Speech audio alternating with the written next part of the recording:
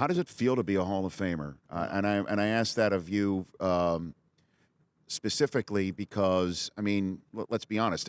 Kurt's hoping to get into the Hall of Fame this weekend.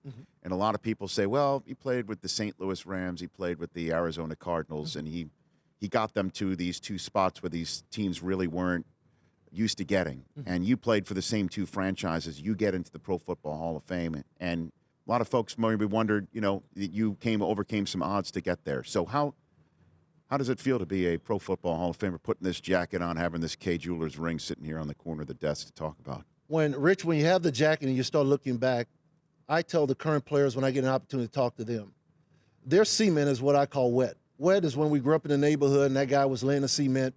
But when they left, you had about 5 minutes or so if you were going to get famous and put your hand in the handprint. Once that 5 minutes of that window was up, that cement was dry, you couldn't do anything with it. I am so excited and so glad that I was fortunate to play the game as a thermostat instead of thermometer. In Arizona, Rich, we only went to the playoffs 1 year. Right.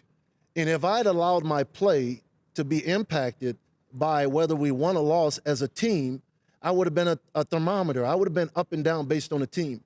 One of the highest compliments I believe I received as a player was when the St. Louis Rams traded for me, gave up a second and a fourth-round draft pick, and have a running joke with Marshall. They gave up a second and a fourth for me. They gave up a second and 5 for Marshall, Nice. right? But he always comes back and said, but they paid me more money. So I'll get real quiet on that one. You got me? Yeah.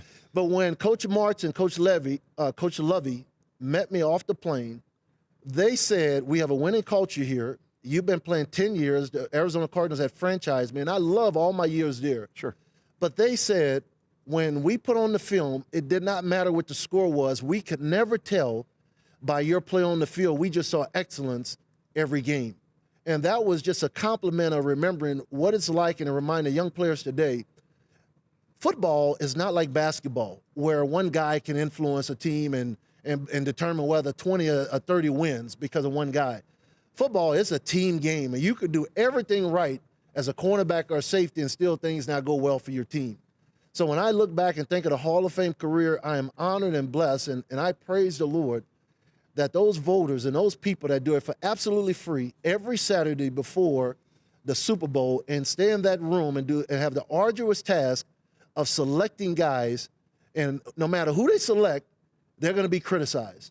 And to be in the Hall of Fame class with this group of men and soon to be some of my other teammates, Kurt Warner and some of the other guys, but to be in this room, it's almost like, Rich, being around someone and you don't have to say a word.